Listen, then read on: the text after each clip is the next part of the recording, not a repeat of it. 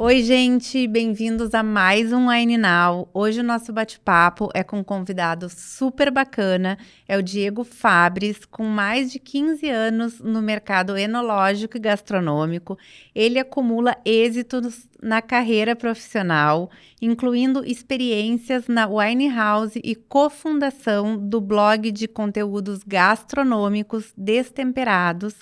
Diego é um entusiasta e conhecedor do mundo dos vinhos e fundador da Wine Locals, uma plataforma inovadora dedicada ao enoturismo. Diego, é um prazer te receber aqui hoje. É um prazer te conhecer pessoalmente. Maior ainda o prazer em podermos estar conversando sobre esse assunto tão rico e tão especial que é o mundo dos vinhos e o prazer que essas conexões nos proporcionam com as pessoas e com essas experiências tão singulares. Que legal, o prazer é todo meu, muito obrigado pelo convite, a gente está super feliz aí de bater papo. Sobre esse assunto a gente pode ficar horas e horas e horas falando.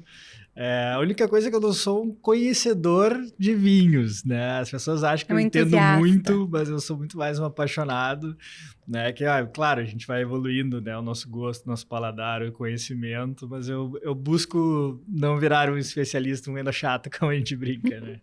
Sim, então vamos lá. Para iniciar o nosso bate-papo, eu vou te pedir para falar um pouquinho sobre essas experiências profissionais que tu tivesse na Wine House Destemperados e como tu chegou até aqui hoje. Perfeito. Bom, vamos lá, tentar resumir uma história de muitos anos ali.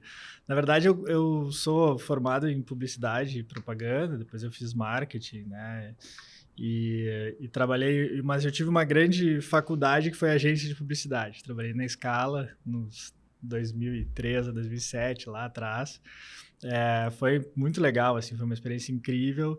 E ali eu me apaixonei por estratégia, branding, mas principalmente por comportamento do consumidor. E eu comecei a entender que eu falei, cara, isso aqui é o insumo para quem quer trabalhar com serviço, com comportamento, é ouro, assim. E aí eu sempre trabalhei muito com tendência, né? Ali tive uma oportunidade incrível de explorar esse universo, começar a trabalhar com tendência que estava acontecendo lá fora. E aí eu vi, cara, vai mudar demais esse mercado, né, da publicidade, do conteúdo, né? E eu tinha, na época, 25 anos, eu brinco assim, eu era um guri de merda, como é que eu ia chegar para os donos da maior agência do sul do Brasil e dizer que ia mudar tudo? Cara, não dá, né? E aí eu resolvi criar um projeto, né, uma plataforma com tudo aquilo que eu via, né, que eu não conseguia aplicar no dia a dia, mas que eu via de potencial, e aí, né, criamos o Destemperados, na época eu e o Diogo Carvalho, o Destemperados continua até hoje, depois entrou a Lela, também de sócio. E foi uma experiência fantástica, assim, uma plataforma de experiências gastronômicas feita por também não especialistas, né? Por apaixonados por comer e beber, mas que não entendiam muito, a gente até brincava, né? Não sabia a diferença de manjerona para manjericão e não sabia cozinhar, então, assim, era uma aventura de explorador mesmo, e é muito engraçado, assim, quando a gente olha para trás, porque em 2007 era uma Cybershot, era um Blogspot e era Orkut, né? Não era iPhone, não era, né, toda essa tecnologia que tem hoje. E era até estranho a gente tirar foto de comida. A gente chegou a ser expulso de restaurantes porque eles achavam, vocês estão nos copiando. Eu falei, pelo amor de Deus, a gente quer divulgar vocês. Mas era algo muito inovador para a época, era algo, né? E hoje tirar foto de comida todo mundo faz, né? Sim. Mas enfim, foi uma trajetória assim, muito legal e um conceito de negócio também muito inovador, com essa lógica de multiplataforma. Que também na época era um palavrão, né? Era essas coisas, como é que eu vou explicar, né? Que é uma multiplataforma de conteúdo, ainda mais de experiência gastronômica, que também hoje é uma coisa muito difundida. E essa multiplataforma era multi mesmo, ela começou com blog, depois ela acabou virando, né, guias impressos, ela foi rede social, ela virou um programa de rádio, né, programete, depois programa, enfim, depois virou um caderno na Zero Hora, então realmente ela foi crescendo nisso. E ali, né, a gente foi também explorando muito esse lance dos eventos, né, de começar a trabalhar. Tinha um curso muito bacana com a Perestroika, tinham eventos que a gente trazia de fora e a gente tinha um grande sonho de criar uma casa de experiências gastronômicas. Né, que eu brinco que foi a melhor e a pior ideia que eu já tive, porque assim, o conceito é lindo, né, mas todo dia tinha um evento diferente. Né? Então, assim, não existia rotina, não existia, né, marasmo, só que todo dia tinha um evento diferente. Então, todo dia tinha um fornecedor diferente, um chefe diferente. Uma demanda diferente. Então, foi uma experiência incrível, assim, a minha faculdade de eventos, de experiências, né, aconteceu muito ali, porque foram em 2 anos mais de 500 experiências que a gente fez ali. E aí, enfim, né, tinha uma parceria também com a RBS, o negócio cresceu bastante e tal. E chegou numa época que eu fui... E, em paralelo a isso, eu tinha um negócio, né, chamado Wine House, que era uma agência de conteúdo digital, muito para fazer aí projetos de branded content, né, para várias marcas bacanas, construímos vários cases legais. Tem um case muito legal que a gente construiu da Isla Sementes, que é um dos conteúdos mais legais que eu já fiz na vida, assim, um conteúdo super inspirador. Mas fazia em paralelo as duas coisas, né? E aí, foi muito louco, assim, porque quando Temperados fez 10 anos, a gente fez um evento incrível no Iberê Camargo. E no dia seguinte desse evento, um evento para 500 pessoas, Iberê pintado de vermelho lá com as cores da marca, enfim, foi muito legal. E no dia seguinte eu fui para o South by Southwest em Austin para justamente dar uma respirada, ver tendências de novo, aquilo que 10 anos antes eu respirava muito ali na agência, e a minha cabeça deu umas 3 voltas na terra, assim, eu falei, cara, vai mudar tudo de novo, né? A gente precisa mudar o modelo de negócio, ir para outros mercados e tal. Né, eu tinha um olhar, né, os outros sócios estavam com um olhar diferente, eu vi que eu estava numa outra batida e eu resolvi sair.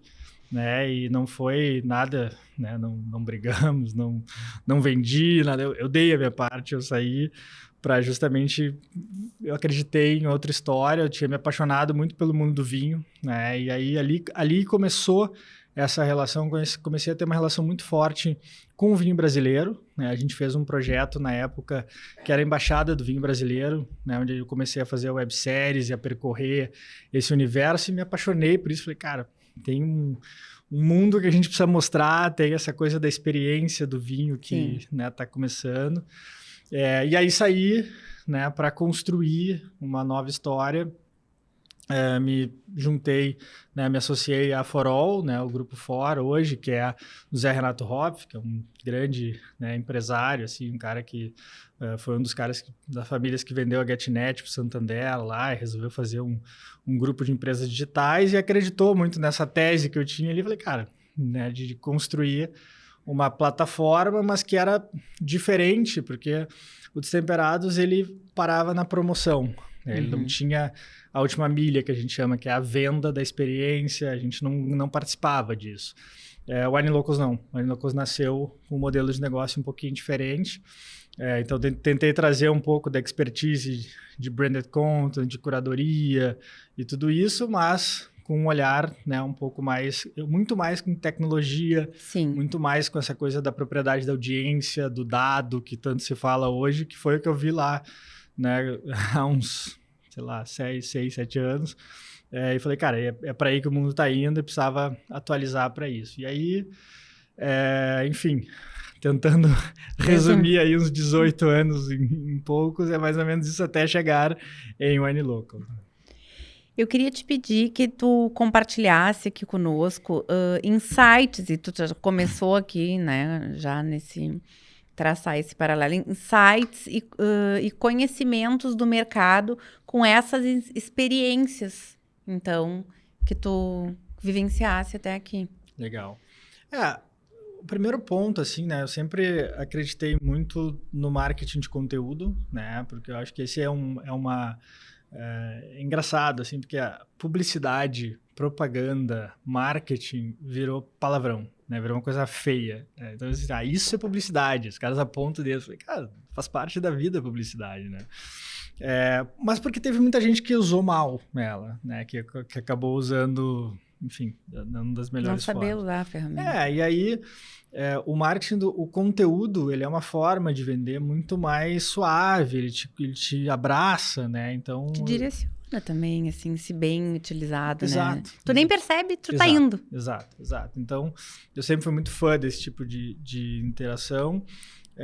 E eu vejo muito essa lógica de que o conteúdo precisa, né, ser desdobrado em várias plataformas. Eu sempre digo assim, a gente cria um conteúdo e esse conteúdo, onde for interessante a gente desdobrar ele, a gente vai desdobrar, né? Então, no Anilocals, por exemplo, a gente faz um conteúdo, a gente vai numa vinícola e a gente, né, produz um conteúdo de foto, de vídeo, de texto, coloca isso no site, que é o lugar de maior profundidade que a gente tem, mas isso vira um conteúdo do nosso canal do YouTube, vira um conteúdo no Instagram, vira um conteúdo no Guia Impresso, vira um conteúdo, né, que a gente vai mandar num roteiro para um cliente, e se essa caneca aqui começar a falar, ela vai virar um conteúdo também, lá, sim. E a gente já está olhando assim, cara, como que a gente faz para colocar esse conteúdo no VR agora, com os óculos de realidade virtual, sabe? Então, só que cada um comunica da sua forma, né? Exato.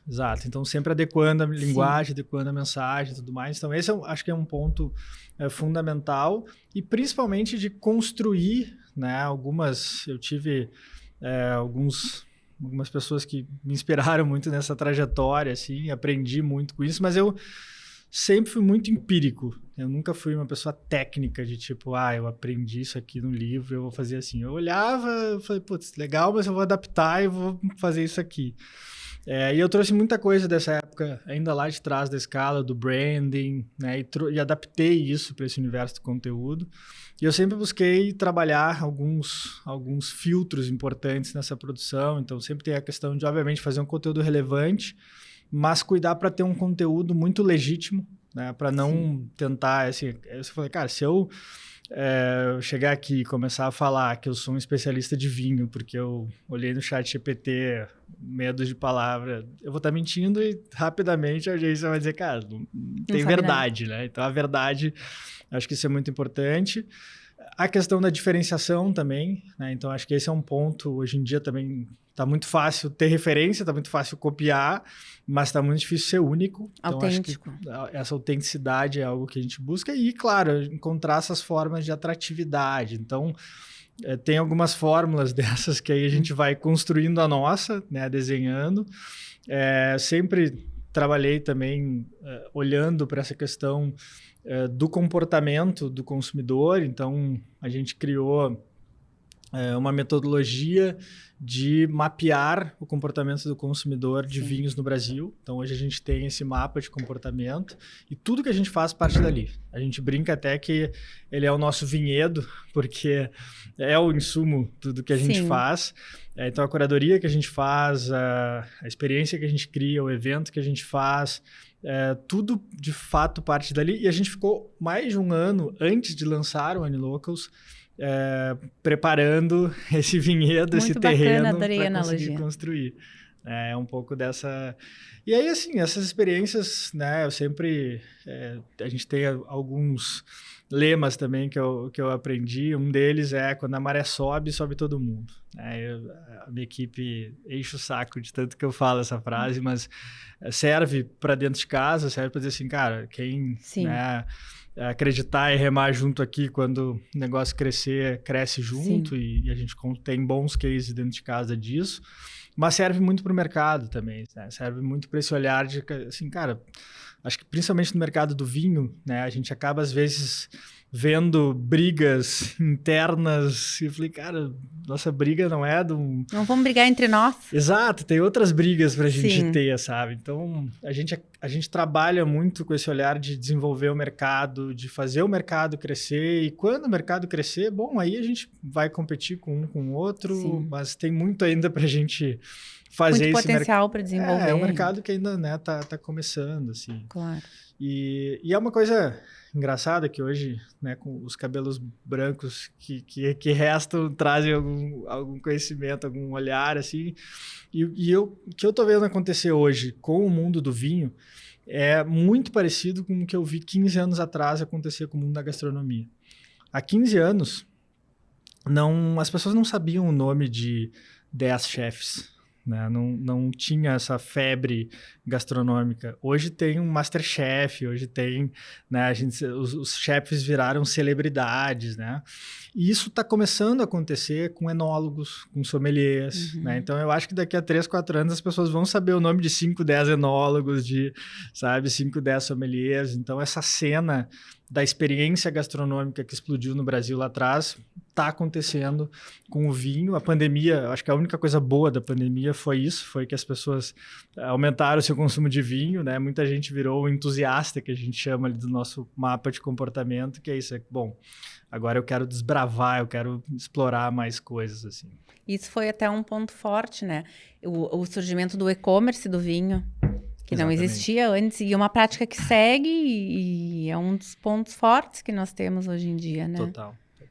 É um fator bem positivo que eclodiu aí com a pandemia e que o consumo do vinho aumentou e aumentou essa compra, esse e-commerce, e não existia isso antes, né? Tinha muito pouco. Não existia, mas não é uma prática, é uma coisa usual e as pessoas... A gente tem preconceito de muitas coisas, né? E a gente tem que quebrar tabus, paradigmas. E a pandemia trouxe isso. A gente quebrou muitos paradigmas, né? Virou um novo normal o online. A gente tinha preconceito. Imagina fazer uma reunião online, fazer um curso online. Sim. Não existia muito essa habilidade, essa aula online. Eu tenho filhos, os meus filhos estudaram praticamente um ano online. Foi um terror, mas a gente se adaptou. E quebrou muito paradigma, né? E a gente viu que é possível muitas coisas, muitas mudanças, muitas adaptações. Mas sabe que esse paradoxo, né? Assim, o online está cada vez mais inserido no nosso sangue, cada vez mais... Né? Dia a dia, usual. Só que a minha visão é que justamente isso faz com que a experiência física tenha cada vez mais valor. Muito valor, não se compara. Então é o que a gente aposta, assim, a gente aposta em experiência, porque isso são os momentos que eu não vou esquecer. Não se compara. É possível, possibilitou muitas coisas que eram inviáveis, mas nada como as relações interpessoais, nada como tu ir em loco conhecer um terroir, nada como tu experimentares um vinho na barrica. Daí quem gosta, né, e valoriza essas experiências, como tu vai na vinícola, conhece o produtor, experimenta, não existe realmente. A experiência em si não é um valor imensurável. Total. Que bom, né? Que acreditamos. Que bom.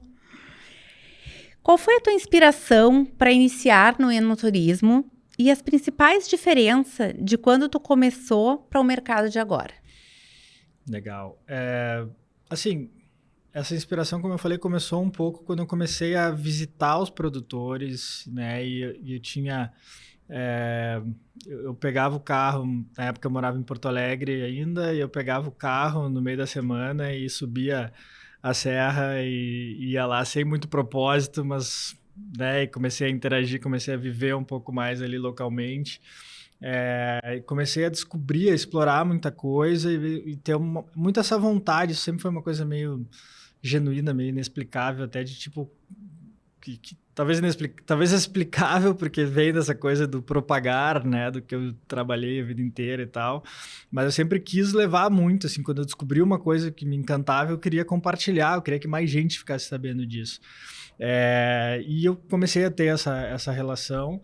Eu sempre fui apaixonado por viajar, né, né, isso foi uma das coisas que eu aprendi com meu pai, assim, de, tipo, valorizar muito isso.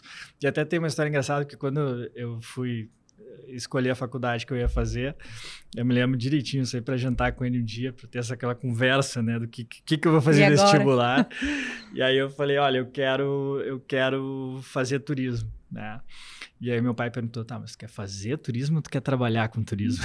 E aí eu não fiz turismo porque eu queria fazer turismo. E aí eu acabei mudando, mas veio um pouco dessa veia, né, dessa coisa. A própria gastronomia, o alimento está muito ligado na minha vida, né, da minha família também. Minha família, por parte de pai, trabalha com moinho de trigo, né, há muito tempo, há mais anos do que eu existo. A minha mãe era uma doceira também, tinha uma fábrica de doce no fundo de casa, assim, então eu sempre vivi muito cercado. Enraizado.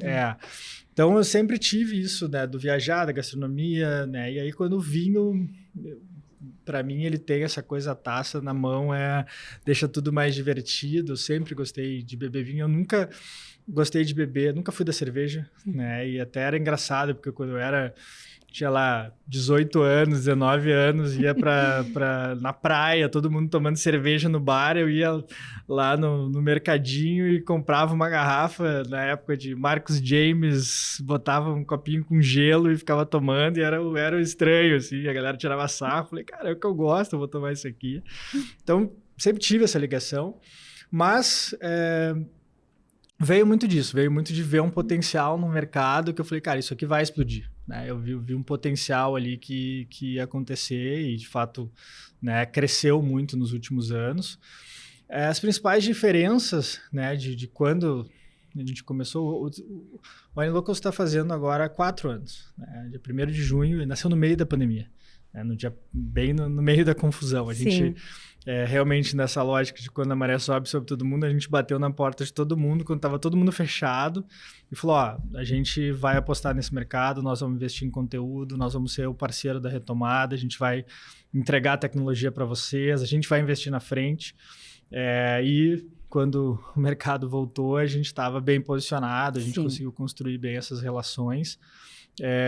Mas eu vejo assim uma série de mudanças, ano após ano a gente vê mudanças acontecendo, né? Então teve essa retomada que o enoturismo, por esse tema do vinho que a gente estava falando, que aumentou o consumo, né, e que as pessoas estavam tomando até mais vinho, até para o psicológico, para não enlouquecer, eu pelo menos estava. Para suportar o presente. Exato, né?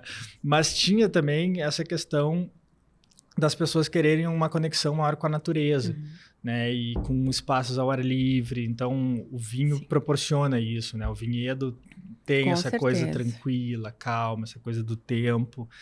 Então acho que isso foi melhorando, assim, foi mudando, mas também teve esses movimentos, assim. Então, assim, a Serra Gaúcha, que é o nosso mercado principal, é onde a gente começou e acho que sempre vai ser o nosso principal mercado, a nossa casa. Sim. Ela teve um boom muito grande e começaram a aumentar muito a oferta, né? Então, hoje a gente tem um problema até que é o excesso de oferta. Sim. As pessoas entram no Wine Locals e falam assim, cara, não fazia ideia que tinha tanta experiência só no Vale dos Vinhedos, ou só, né, nessa região da uva e do vinho. Sim. E hoje a gente tem só na Serra Gaúcha, mais de 300 experiências que a gente vende, né? Então, assim, realmente... Querendo, tem. Tem coisa para fazer um ano inteiro, se quiser. Mas teve isso, assim, teve um consumidor que viajou dentro do Brasil e que depois que abriu também começou a viajar para fora. Já tá buscando, né? também. O que a gente vê é uma retomada, desde o ano passado, principalmente, um boom dos eventos, né, de vinho. Então a gente também entrou nesse mercado muito forte, porque é isso, o consumidor ele não quer, ele está tão apaixonado pelo vinho que ele não quer beber vinho, né, ter experiência de vinho só no turismo, ele quer beber na cidade dele. Então a volta dos grandes eventos ajudaram bastante isso também. Enfim, acho que tem uma série, tem mudanças assim do perfil, né?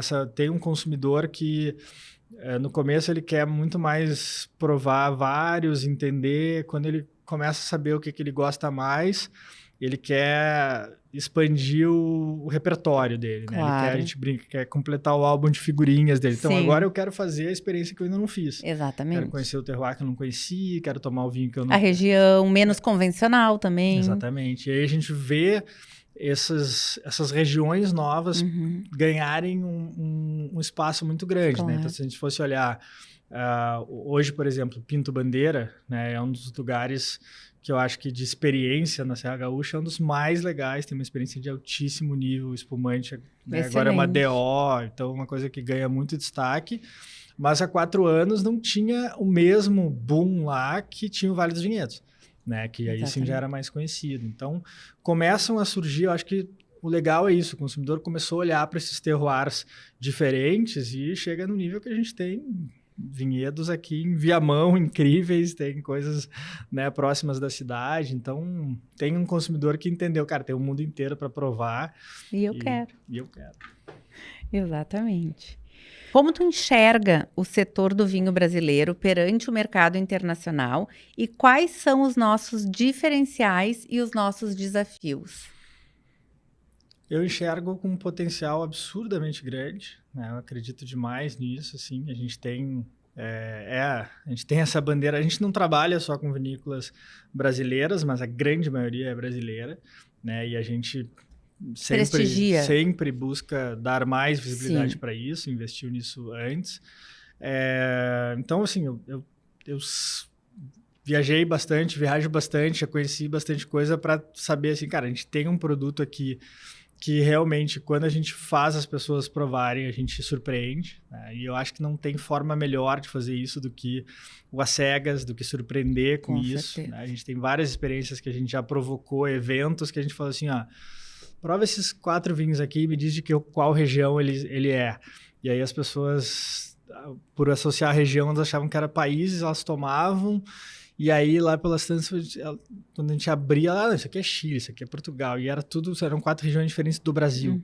Né? E aí as pessoas, nossa... Surpresa, surpreendidas. Então, a qualidade do produto, assim, existe. Como em qualquer país do mundo que faz vinho, na minha opinião, tem vinho bom e tem vinho ruim. Com certeza. Só que aí também vinho bom e vinho ruim tem a ver com gosto. Então... O nosso solo é propício, o nosso clima é propício, a nossa região do Brasil é muito diversificada, nos propicia produtos extraordinários com qualidade excelente. O Brasil é imenso, é diverso. O que eu vejo, assim, de oportunidade é justamente... primeiro, assim, pode parecer puxar a brasa para o nosso lado, mas é o que realmente um dos motivos que fez a gente apostar nisso eu acredito que quando a gente qualquer pessoa que vive uma experiência na vinícola, ou dia no turismo, ela muda a relação dela com aquela região, com aquele produtor, com aquele rótulo, né? Então, é muito marcante, né? Não esquece, tu cria uma relação que transforma a tua relação com o vinho daquele país. Então, o enoturismo é uma oportunidade gigantesca. As vinícolas que entenderam isso, que essa é a ferramenta de marketing mais poderosa delas, estão crescendo muito, né? Outra oportunidade que eu vejo, que acho até que está um pouco relacionada, né, ao desafio, é a gente identificar no que a gente realmente é bom e buscar a autenticidade de cada região. O nome do nosso negócio é Wine Locals, porque a gente entende que a gente gosta de... Cada local tem uma cultura diferente, a gente tem locais espalhados. Explorar aquilo que cada local tem de melhor. E não adianta, é normal a gente querer fazer o vinho, né? Quando olhar para fora e se inspirar fora, mas lá pelas tantas a gente tem que entender, cara, a gente é bom no quê? Né? E outra, qual região é boa no quê? Então, essa coisa de o vinho brasileiro bom é esse ou aquele, cara, não existe, entendeu? Cada região tem um potencial diferente. Tem o seu potencial. E é isso, assim, a gente vê, cara, a qualidade do espumante brasileiro, essa eu acho que especialmente aí sim da Serra Gaúcha, ímpar. Se tu botar do lado de muitos produtores, né, mundiais de cavas, prosecos e até champanhes às cegas, dependendo da qualidade do produto, tu vai preferir, né?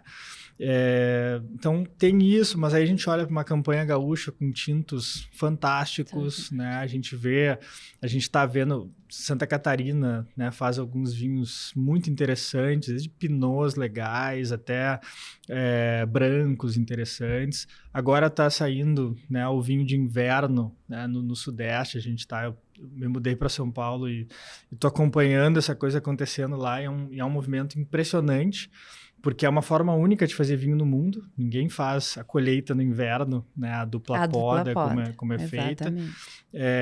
E aí, de novo, é bom ou é ruim? Não sei, tem que tomar, entendeu? Para saber, para achar, para encontrar isso.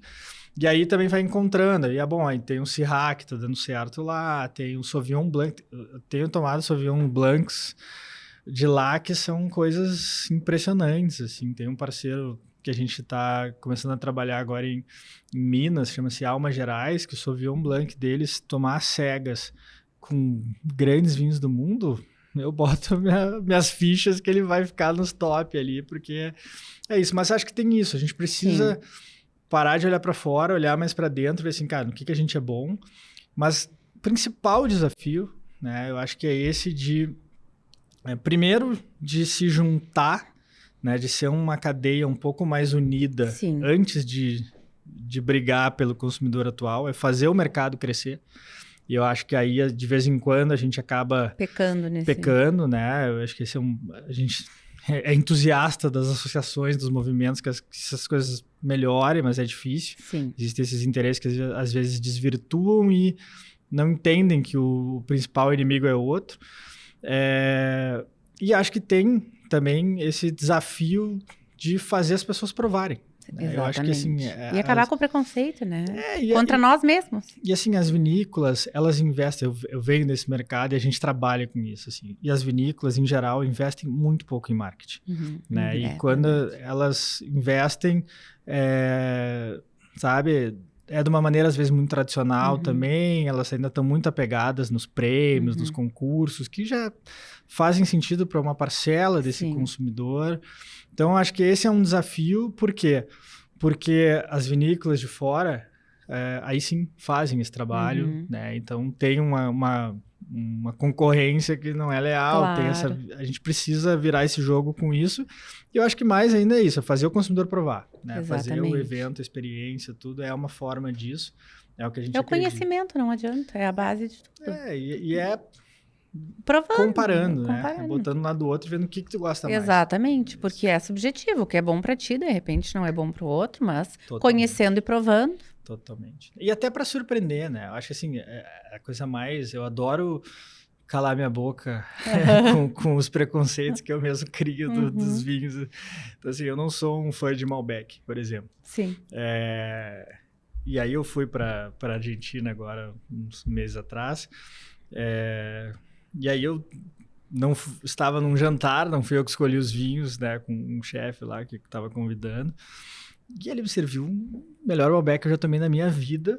E aí eu disse, não, peraí, não é que eu não gosto de Malbec, eu não gosto de alguns Malbecs e tem Malbecs interessantes. Esse eu gosto. Então é isso, assim, acho que a gente tem que provar para acabar com os estar aberto, né? E entender momento, né? Eu acho que o vinho é momento, sabe? Então tem isso, assim, eu não gosto de vinho doce. Mas um moscatel servido como um vinho de sobremesa é uma experiência que pode ser incrível. Claro. Sabe? Então, exatamente. Vinho tem que estar ali naquele momento. Sempre tem um vinho certo para o momento certo. Sempre tem. Como funciona o processo de escolha para as regiões onde as experiências da Wine Locals estão?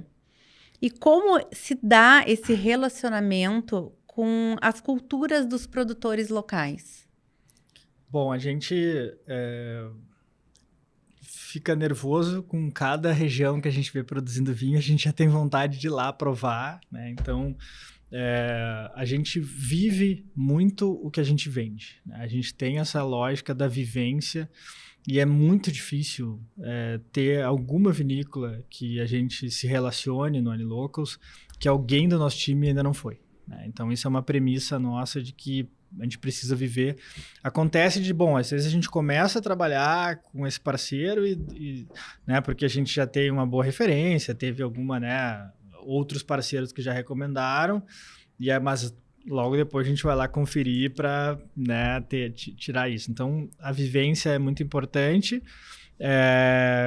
Eu mesmo acabo fazendo, né, um trabalho, estou sempre circulando muito e viajando muito para fazer esses mapeamentos e para entender esses potenciais e principalmente encontrar essas regiões que têm autenticidade, os produtores e as regiões que têm essa autenticidade. Mas, claro, a gente também sofre muito, né? Porque tem algumas regiões que ainda têm problemas estruturais para o turismo, que tem vinícolas ótimas, tem vinhos ótimos, mas que a gente ainda não consegue trabalhar. Né? Não consegue trabalhar, de novo, não é nem porque não tem interesse nosso ou do parceiro. Não tem estrutura, não tem aeroporto, não tem estrada, não tem estadia. Né? Então, existem algumas questões, obviamente, que a gente tem que olhar de mercado para entender o potencial disso.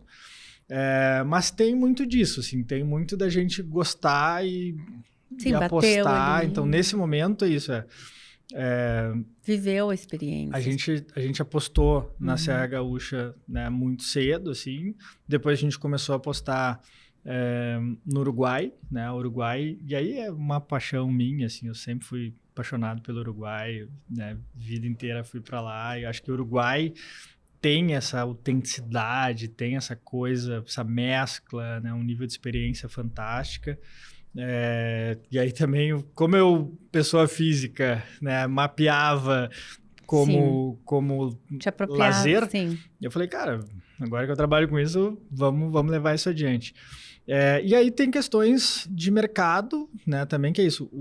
A gente descobriu uma região nascendo, entre aspas, mas explodindo no Sudeste agora, que é um negócio impressionante. Assim, tem uma região ali que chama-se Serra dos Encontros, que é Espírito Santo do Pinhal, Jacutinga, Albertina. São 3 cidadezinhas que nesse entorno existem 50 projetos enogastronômicos saindo, e boa parte deles saindo com uma visão de hospitalidade, de enoturismo, de experiência, porque como o vinho vai demorar para ficar pronto, eles já nascem com isso. E o principal consumidor de enoturismo da América do Sul está ali, está em São Paulo. Né? A nossa base, a gente já vendeu mais de 250 mil experiências no Anilocals. 60% está no Sudeste. Né? Então, agora, se esse consumidor está ali e começa a ter uma oferta interessante ali na volta, isso vai impactar o mercado inteiro. Né? Então, hoje eu falo e as pessoas dizem, isso não vai acontecer, relaxa. Falei, cara, fica de olho, a hora que esse bicho começar a pulsar, eu realmente acredito que vai mudar o cenário do enoturismo nos próximos 3, 4 anos no Brasil. E na América do Sul, na verdade, ele tende a ser afetado pelo que está acontecendo no Sudeste hoje. Realmente acho. Isso aí. Agora eu queria entrar num papo, assim, continuar nesse papo de mercado, mas entrar direcionando para ti, pedindo que tu falasse um pouquinho do mercado do Rio Grande do Sul, tá?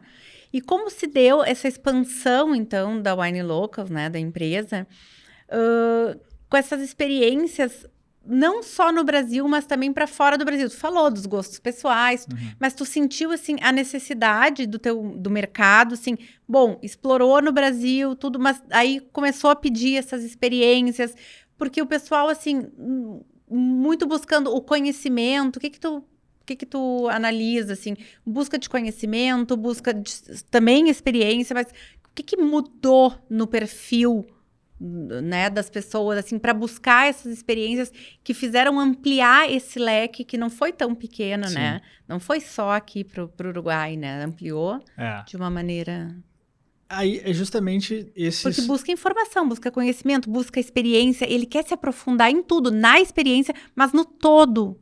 Porque de novo, a gente volta para o nosso mapa de comportamento, lá, o nosso vinhedo, entender o comportamento do consumidor, e a gente estuda muito isso. E a crença que a gente tem é que esse consumidor que a gente trabalha, basicamente a gente posicionou em 3 grandes grupos, 3 grandes perfis de consumidores, né? Macro perfis. Tem um que a gente chama que é o admirador, que é esse iniciante no mundo do vinho. Ele admira esse universo do vinho, mas ele ainda não entende, ele não é um especialista, sabe? Ele tem medo das palavras difíceis e tal, mas ele acha... Tem status, ele acha sexy o vinho, ele gosta dessa coisa, ele, sabe? Tem uma coisa que ele quer fazer parte desse universo. Esse é o maior mercado hoje do vinho e do enoturismo no Brasil. Tá? Ele é mais de 60% do mercado, na nossa visão. Mas aí, aos poucos, com essas vivências, a gente brinca que ele é picado pelo mosquitinho do vinho e aí ele vira um entusiasta. O entusiasta, ele tá deslumbrado, ele tá apaixonado, ele quer beber todos os vinhos do mundo, ele quer, né, completar o álbum de figurinhas, como a gente falou. E depois de uma certa litragem, né, depois que ele bebeu bastante, alguns vão virando o que a gente chama dos maduros, que aí já é um mercado, um perfil que já sei que eu gosto, eu já não quero experimentar, já experimentei muita coisa, eu entendi que eu gosto disso aqui, eu não me assusto mais com os termos difíceis, eu já não quero viver a experiência, né, com todo mundo, eu quero uma experiência mais exclusiva, ele está disposto a tomar um vinho mais caro, só que esse é 5% do mercado. E é engraçado porque grande parte das vinícolas foca nesse 5% do mercado. Nós temos produtos e conteúdos para os três, tá? Mas nós não somos maduros, nós somos entusiastas, nós estamos nesta fase, talvez um dia a gente seja, não sei, mas nós estamos nessa fase, eu digo nós porque o nosso time não tem especialistas no nosso time, nós não temos ninguém que entende muito, tem uma pessoa que tem WSRT no time de 30 pessoas, né? Então, assim, nós nos posicionamos como esse entusiasta, nós somos isso de verdade, a gente vive assim, e a gente acaba mapeando assim, né? Então, quando eu digo que esse entusiasta quer conhecer outros terroirs, a gente quer, né? Então, a gente acaba olhando assim, pô, o que falta para eu completar aqui o meu war, né? Conquistar o território. Que territórios que falta, que terroirs que eu não tomei. Então, essa ânsia desse consumidor que quer provar isso é o que nos guia, de certa forma, mas também uma crença de que não existe, eu acho muito, enfim, não sei qual é a palavra, talvez seja babaca, eu acho... Eu não consigo, não entra na minha cabeça uma pessoa que só toma um tipo de vinho, né? Ou um tipo de país, um tipo de uva, né? E eu respeito, mas limitada. Assim, na minha cabeça, exato, eu acho que limita demais, sabe? Então, ampliar o rol, ampliar isso tudo, né? Apresentar essas experiências é o que nos move e é o que a gente quer. A gente não quer parar. A gente hoje está no Brasil, nós estamos em 10 terroirs. Né? Então, a gente começou a trabalhar agora, a gente já trabalha lá na Bahia, né? A gente tem a Terra Nova lá da Miolo, que a gente trabalha, da Campanha até a Bahia, a gente já está com terroirs trabalhando. E na América do Sul, a gente está com Uruguai, Chile e Argentina, mas a gente não vai parar por aí, assim, a gente daqui a pouco quer levar isso para outros terroirs, eu sou apaixonado pela Itália, eu acho que a Itália é um lugar que o nosso sonho é levar para lá. Portugal tem um potencial absurdo, a Espanha a gente visitou também, assim, tem coisas maravilhosas, a França nem se fala. Então, assim, onde tiver um vinhedo, a gente está olhando e a gente de alguma forma quer conhecer e, se possível, ajudar, inspirar as pessoas para levar as pessoas para lá. Que legal, isso aí. Como aconteceu a internacionalização da marca? Então, a gente, quando, né, começamos o negócio, ainda estava eu, o Matheus, né, que também é sócio hoje, que ajudou a construir, Matheus Vigo ajudou a construir, né, junto comigo, assim, meu braço direito desde o início, é um cara fantástico. E a Forol, né, o Zé Renato, éramos nós de sócios, e a gente queria fazer essa expansão e foi buscar uma captação para fazer isso tudo. E a gente começou, né, a conhecer o pessoal na época da Evino, que depois, né, Evino comprou a Gran Cru e virou o Grupo Víssimo. E começamos a nos aproximar, fazer alguns projetos digitais juntos. E eles se interessaram muito pelo nosso negócio. Foi até uma coisa engraçada, assim, porque não é que a gente bateu na porta para vender, a gente começou a conversar, eles falaram assim, você não tem interesse? Eu falei, olha, Temos, mas vamos conversar. Mas era até estranho por isso, assim, porque a gente não trabalhava com vinícolas internacionais, a gente só trabalhava com vinícolas brasileiras, né? Na verdade, a gente já trabalhava com a Garzon, né, que foi o primeiro cliente internacional que a gente fez. A gente vende até hoje com exclusividade para o Brasil a Festa da Vindima da Garzon, que é aquele evento com Francis Malmo, fantástico, um dos eventos mais legais do mundo de vinhos. E isso abriu muitas portas para a gente lá. Mas a gente já estava no Uruguai com alguma coisa, então. Mas quando a gente, né, fez essa captação, a gente vendeu, né, uma parte minoritária do negócio para o Grupo Víssimo, para que a gente pudesse fazer essa expansão, né? Então aí a gente conseguiu crescer em time, crescer em investimento de conteúdo. Então hoje a gente tem as webséries, né, em vários terroirs, a gente tem plataformas que a gente não tinha antes, né, impactamos, né, temos uma base que a própria Víssimo trabalha muito forte, que divulga os nossos conteúdos, que para nós é um ativo incrível, né? A gente chega nesse consumidor e, obviamente, também um acesso a esses parceiros. Então, é engraçado que quando saiu a notícia, né, muita gente disse assim, não, agora então só vão trabalhar com os parceiros. Não, a gente não tem exclusividade, né, de trabalhar com os parceiros dele, pelo contrário, a grande maioria a gente não trabalha. A gente trabalha, né, elas não são parceiros necessariamente da Víssimo, mas é um parceiro incrível porque nos ajuda a abrir, a levar para vários desses mercados que eram desconhecidos, e um mercado que eles são muito forte é justamente a Argentina e Chile. Né? Então, isso sim se deu, Chile e Argentina se deu muito por essa relação da gente entender, putz, de fato tem um potencial legal e tem experiências fantásticas. Né? Então, também isso, a gente começou eu não conhecia, eu conhecia todo o Brasil, não conhecia Mendoza, conhecia do Chile, já tinha ido várias vezes para o Chile, nunca tinha ido para a vinícola.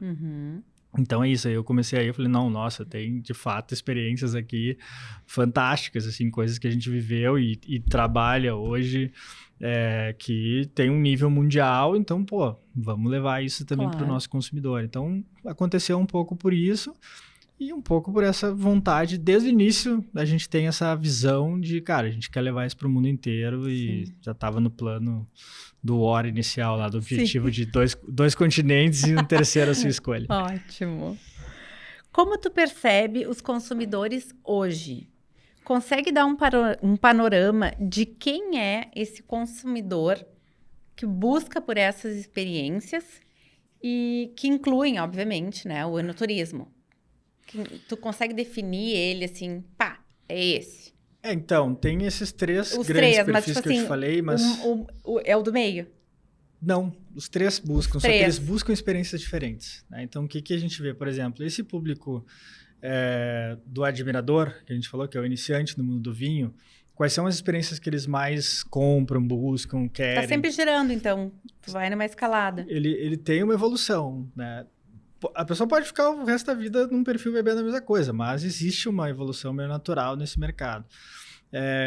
Esse consumidor iniciante, ele busca experiências mais relax, ele busca mais um piquenique, um sunset, pontual ali, dá uma desopilada. Uma experiência, sabe, um pouco mais, às vezes mais instagramável, às vezes mais, sabe, mais... Ele vai nas top 5, ele não vai explorar, ele vai nas vinícolas conhecidas, ele no quer... tiro certo ali. Então esse consumidor busca esse tipo. Esse entusiasta, ele já vai... esse é o público que busca as experiências, uma degustação premium. Sim. Por quê? Porque ele quer ampliar o repertório, ele quer tomar os vinhos caros que ele não tem dinheiro para comprar. Né? Então ele quer ir na vindima, ele quer conhecer a colheita, ele quer fazer experiências mais inusitadas, né? Tem desde um bike tour nos vinhedos, né? Tem todo tipo de experiência. Quer nadar um pouquinho mais... Os eventos, ele vai a muito evento, muito wine festival, né? Então, esse se afastar da margem um pouquinho. Exato. E aí, o maduro, ele já quer uma experiência muito mais os grandes restaurantes com cartas, sabe?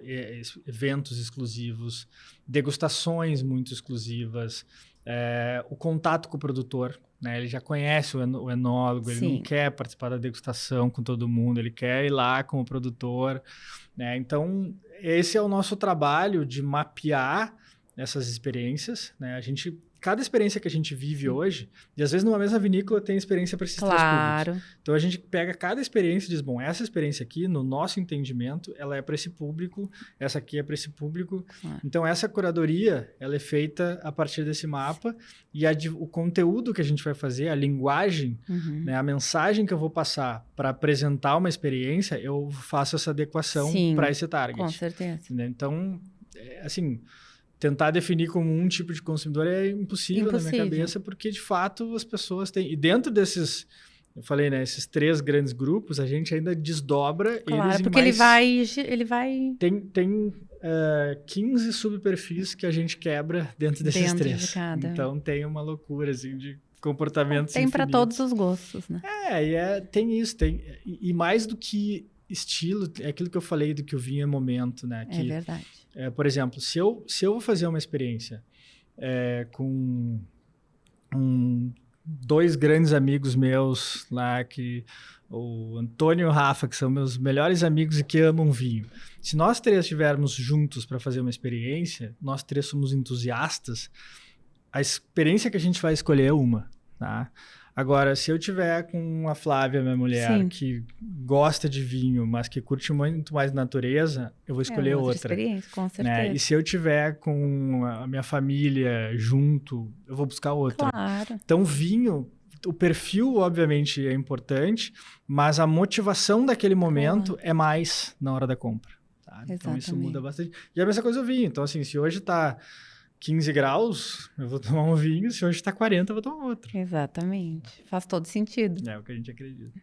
Bom, nós estamos chegando no final do nosso episódio e nós temos um quadrinho que se chama Wine Drops. Boa. O Wine Drops é um quadrinho de perguntas rápidas, com respostas rápidas, para que eu possa conhecer melhor o convidado e quem está nos assistindo também. Tá bem. Podemos começar? Por favor. Vamos. Então, vamos lá. Enoturismo é para quem? Para quem quer descobrir um universo fantástico e se divertir demais com uma taça na mão. Uma região vinícola no Brasil que te surpreendeu? Uma só? O sul de Minas.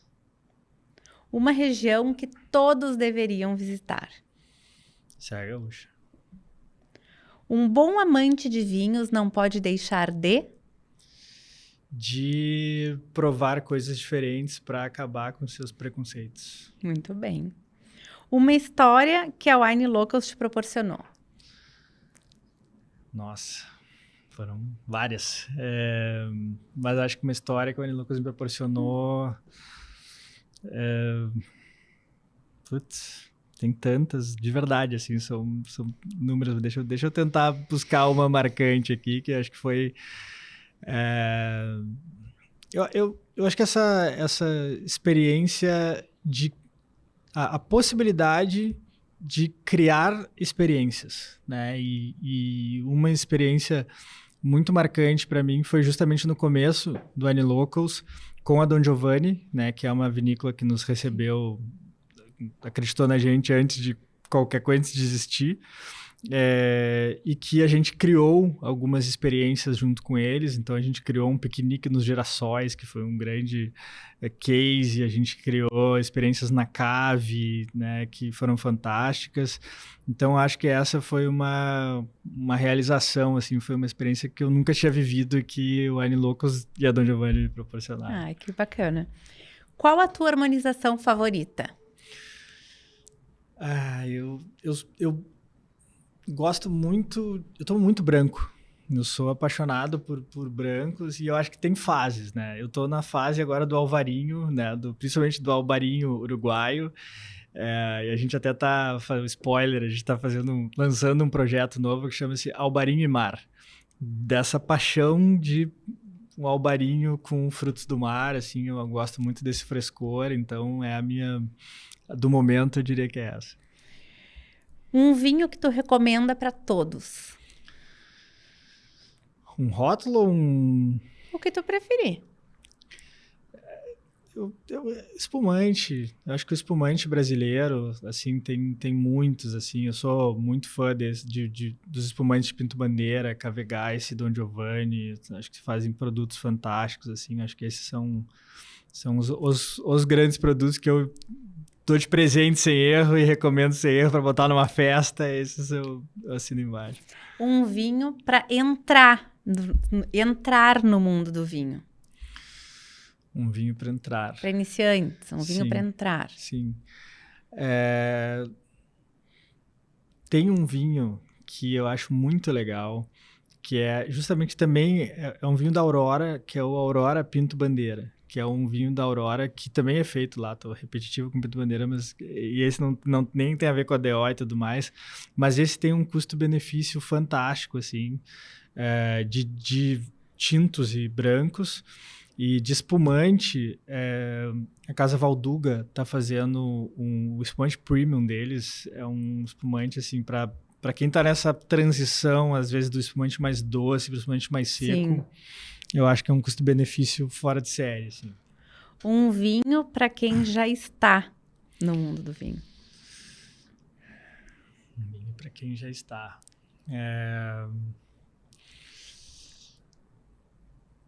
Eu acho que na linha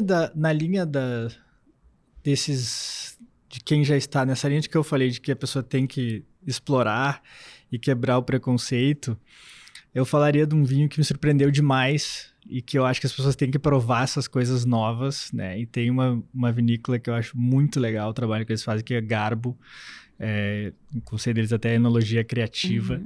E eles têm um vinho chamado Inquieto, que eu acho fantástico, assim, é um corte de Merlot com Sauvignon Blanc. É muito bom. Totalmente inusitado. Eu acho que esse é um vinho que o bebedor de vinho tem que provar para quebrar o preconceito dele. E um sonho para o futuro? Um sonho para o futuro é justamente levar, né, fazer as pessoas viverem cada vez mais o enoturismo, desenvolver isso, né, fazer as pessoas conhecerem cada cantinho, cada lugar que tem.